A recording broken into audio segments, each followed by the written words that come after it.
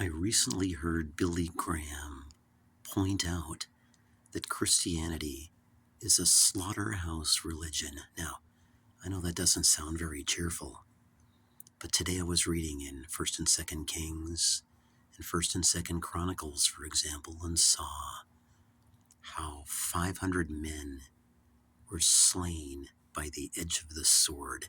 Now, here's how I interpret all of this. Where does your strength come from? How can you stand up and face this earth? Where does the strength come from? Whether you know it or not, God Almighty and Jesus Christ. He not only gave us all the breath of life, but He is the very strength of life in and of itself. And not everyone understands this. Everything we have, He gave us. All of our senses, everything we have going on.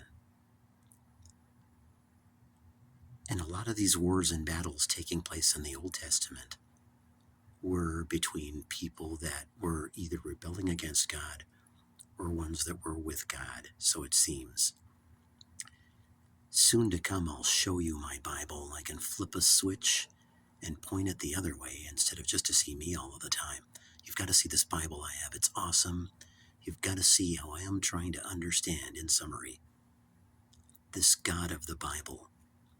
I want to know this thing from cover to cover.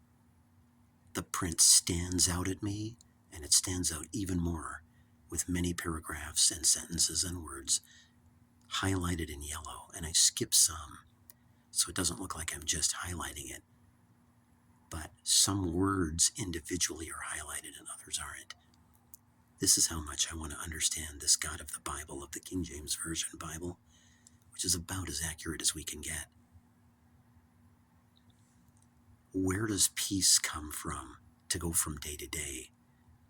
God is showing us through His Word that we have to depend on Him, that we cannot do it alone.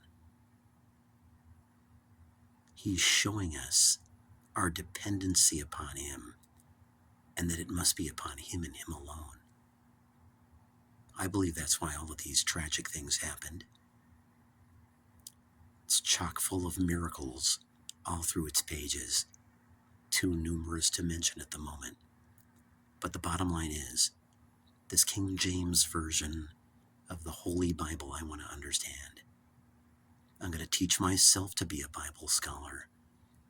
By the time the thing is highlighted on every page, I'm certain by then, or even before then, I'll begin to understand it. I want to walk uprightly before this God. I was even in Job today, and all that God allowed the enemy to do to him, for what reason I don't know, he came through shining. He may have said things like, "Don't illuminate light upon the day I was born," and stuff, but never once did he say anything bad about God for what he was going through.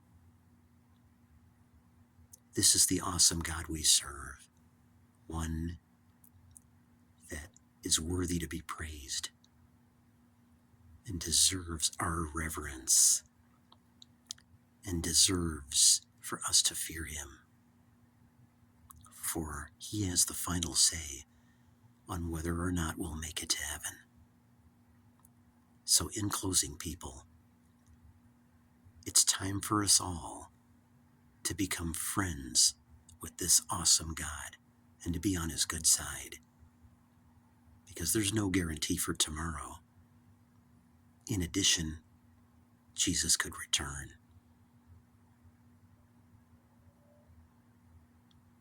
Have a great day or evening, but consider handing your life over to Jesus Christ. He is our only path to everlasting life that we're ever going to have.